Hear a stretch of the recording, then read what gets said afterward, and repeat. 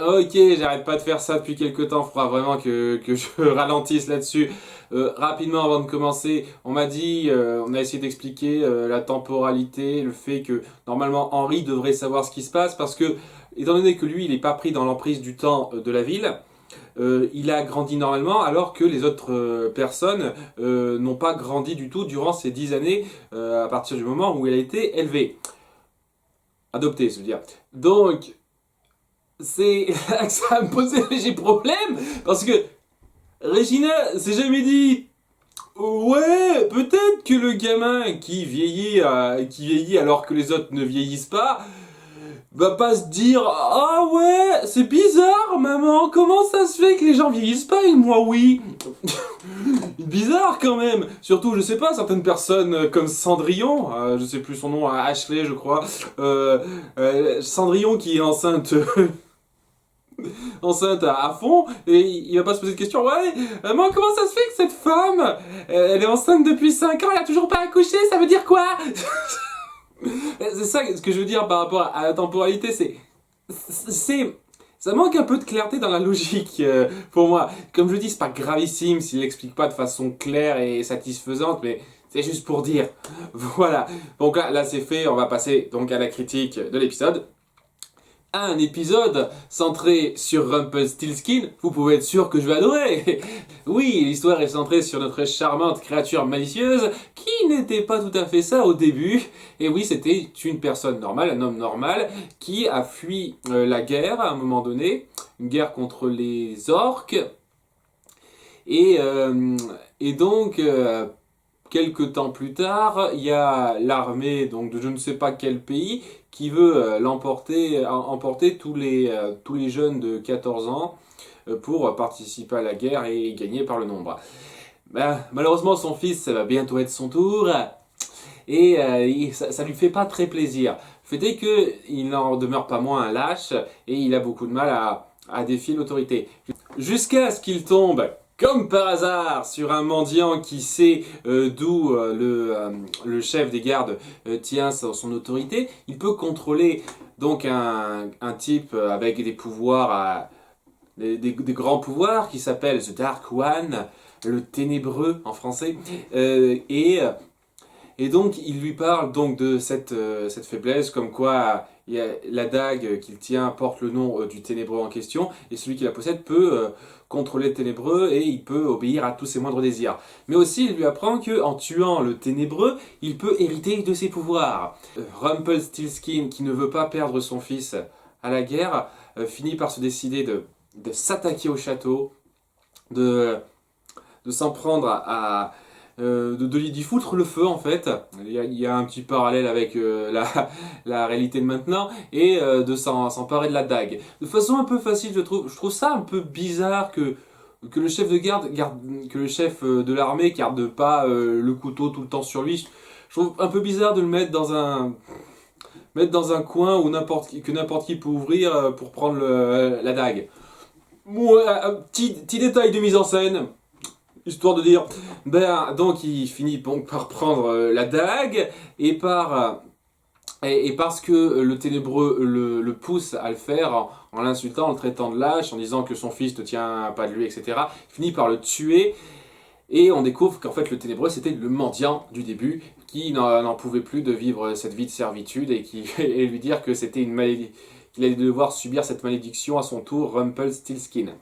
Alors, je sais pas ce qu'il a fait de la dague, Rumpelstiltskin. J'attends de voir comment ils vont gérer ça. Je suis sûr que cette dague va revenir à un moment donné et ça va jouer un rôle. Voilà, mais ouais, apparemment il l'a bien caché puisqu'on l'a pas vu du tout de. En tout cas, j'ai pas souvenir. Peut-être que vous allez me reprendre là-dessus. Peut-être qu'on la voit à un moment donné dans son magasin quand il est Monsieur Gold. J'ai pas souvenir l'avoir vu une seule fois de toute la série avant cet épisode. Donc, bah, je suis impatient de voir comment ils vont gérer ça. S'il est malin, bien entendu, c'est un objet qui va cacher d'un endroit très très sûr. Donc, pris par ses nouveaux pouvoirs, il se lâche et tue tous les gardes qui viennent emmener son fils. Et ça ne rassure pas tellement son fils, bizarrement. Et ça se termine là en fait, ça se termine sur lui qui s'approche de son fils, et son fils qui est apeuré, et paf, fini, fin du flashback. C'était intéressant, j'attends de voir comment ça s'est passé avec son fils par la suite, d'autant plus que dans notre réalité, on voit qu'il semble avoir une espèce de ressentiment, de nœud au cœur en pensant aux enfants quand il parle du fils d'Emma. Donc je suis très impatient de voir comment ça va se goupiller ça. Dans notre réalité, ça fait 2 semaines que le shérif Graham est mort et apparemment Emma s'en est à peu près remise. Ouais, je la vois pas très attristée, je cache pas. Celui qui ça affecte le plus, c'est Henry, bizarrement. Il s'est rendu compte que, oui, en impliquant les gens euh, dans ses convictions, il risque de se faire tuer. Et c'est pour ça qu'il veut arrêter ça, parce qu'il a peur pour sa mère. À nouveau, développement intéressant, qui sera, bon, qui refera un tour à 180 degrés à la fin, mais c'est histoire de dire que c'était intéressant comme développement du personnage. Et il joue à peu près correctement dans cet épisode cette fois. Il veut plus donc participer à cette opération, comme quoi il faut refaire savoir aux autres que c'est un monde de contes de fées parce qu'il ne veut plus, il s'inquiète pour sa mère, il veut plus entraîner les autres là-dedans. C'est plutôt joli. Le fait est que à cause de ça, Emma se rend compte que vraiment ça le rend très malheureux son fils et il veut être une figure héroïque pour lui, pour l'aider à mieux voir la vie en fait à partir de ça. Et ça va de pair avec le fait que au bureau du shérif, on veut le remplacer, la mère veut le remplacer, Regina, et elle choisit Sidney, qui est le rédacteur en chef de la gazette locale, et qui s'avère aussi être dans la réalité des contes de fées, le miroir magique. Voilà, c'était intéressant, très intéressant comme reconversion. Donc, elle croit avoir tous les pouvoirs de pouvoir directement désigner le nouveau shérif, mais en fait, ça se fait par élection. C'est Monsieur Gold qui vient apprendre ça à Emma, et donc, poussée par Monsieur Gold un petit peu, elle se présente pour devenir shérif à sa place. S'ensuit une campagne où Regina fait ressortir ses secrets sombres de son passé, comme quoi elle n'avait pas une vie très super rangée avant.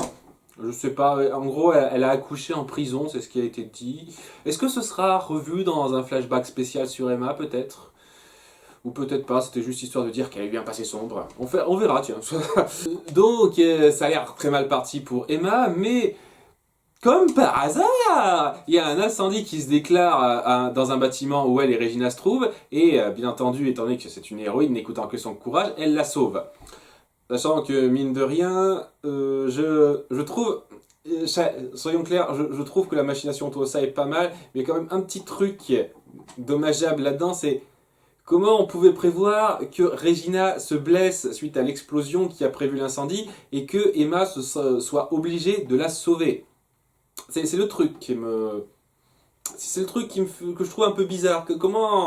Comment la personne qui a fait ça, c'est Monsieur Gold. Comment Monsieur Gold a-t-il pu prévoir ça? Parce que tout le reste, j'ai absolument aucun problème avec tout le reste. C'est juste ce détail-là qui me pose problème.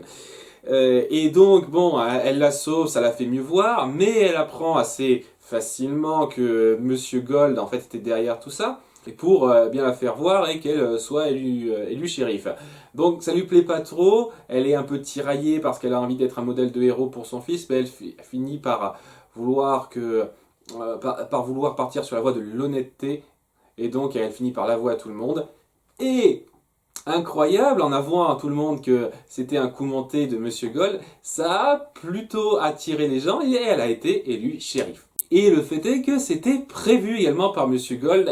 Il se doutait que si elle lui faisait face, ça attirait également la sympathie des gens et donc il pouvait la mettre en position de shérif. Et c'est pas pour rien qu'il a fait ça, c'est parce que mine de rien, depuis l'épisode 4, elle lui doit une faveur. Et si elle n'est pas shérif, si elle est juste elle-même dans son appartement sans job quelconque, ça va être difficile pour elle de lui accorder une faveur très particulière. Alors que si elle est shérif, elle aura de quoi le satisfaire. Ça, j'ai beaucoup aimé ça. Honnêtement, je vais le redire pas mal de fois. Robert Carlyle, j'adore. Le personnage bien pensé. À nouveau, en dehors du fait que Regina doive se blesser lors de l'incendie pour que Emma la sauve, j'ai trouvé un peu bizarre, quoi. Comment on pouvait prévoir ça? C'est un peu dommage. Le reste du plan, moi j'ai trouvé qu'il était pas mal fichu. Il y en a beaucoup de gens qui ont tendance à dire, oh, comme par hasard, comment il aurait pu prévoir ci, ça, ça. Je suis d'accord avec le fait que Regina se blesse, mais tout le reste, pour moi, c'est complètement logique.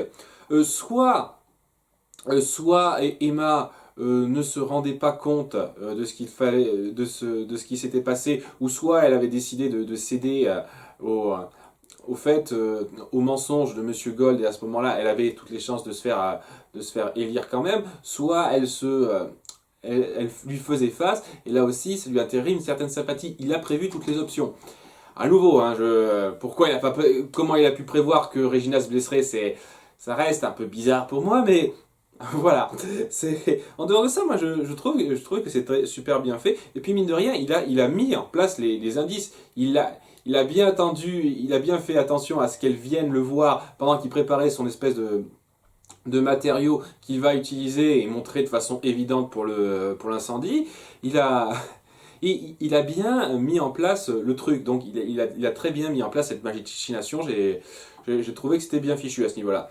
Dans son flashback, donc quand on voit qu'il était juste un modeste type, un lâche, comme il le dit lui-même, je trouvais qu'il capturait bien ça, et à nouveau ça crée un côté tragique par rapport à la création de Rumpelstiltskin, le magicien.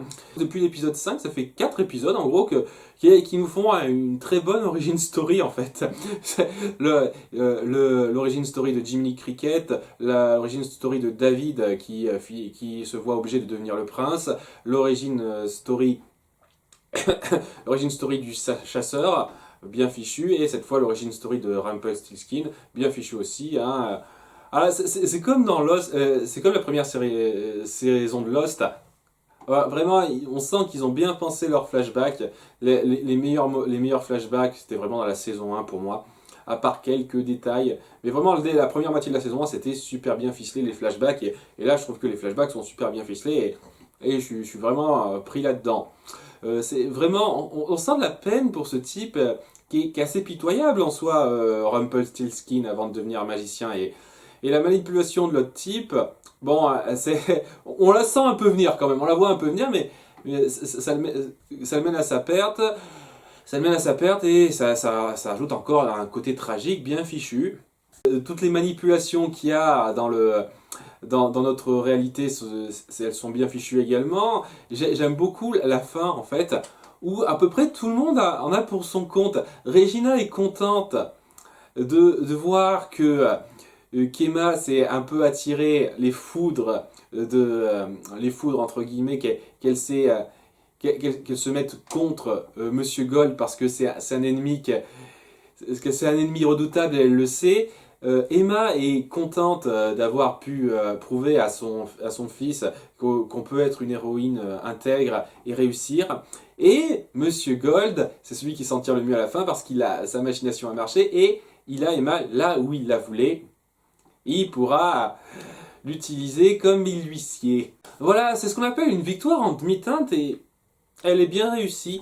On sent vraiment le côté manipulateur de Monsieur Gold ou Rumpelstiltskin qui est bien fichu là-dedans et ça contraste avec ses origines un peu tragiques, bien rendues aussi. Et voilà, je suis vraiment impatient de voir davantage le personnage. Un petit mot rapide sur Rumpelstiltskin, un truc qu'on m'avait dit par rapport au fait qu'il a l'air de savoir ce qui se passe un petit peu dans le coin et qu'il a l'air de se souvenir un peu de ses origines, c'est que apparemment, d'après ce que certains ont dit, c'est en rencontrant Emma, parce que les parents d'Emma, la Blanche-Neige et le prince charmant, ont donné son nom à Rumpelstiltskin dans les mondes des contes de fées. En rencontrant Emma, tout son passé lui est revenu. Ce serait pour ça. Le truc, c'est que on est bien d'accord, me semble-t-il, dans l'épisode 2, que c'est lui qui est responsable du fait que Regina a élevé Henri spécifiquement. C'est bien ce qui est dit à la fin de l'épisode 2, me semble-t-il. Donc, c'était avant qu'Emma n'arrive. C'est pour ça que je trouve ça légèrement bizarre que ce soit ça qui ait déclenché ses souvenirs. J'ai vraiment l'impression qu'il a l'air de tout savoir depuis le début, quoi. Qu'il l'a manipulé, qu'il lui a fait croire il ne serait pas pris, qu'il serait pris dans le maléfice et que lui non plus ne se souviendrait de rien, mais au final, lui, oui, il se souvient de tout. Là, c'est l'impression que ça me donne en tout cas. Enfin bon, quoi qu'il en soit, c'est un bon épisode à nouveau. Je suis toujours pris dedans. À bientôt pour l'épisode suivant. Ciao!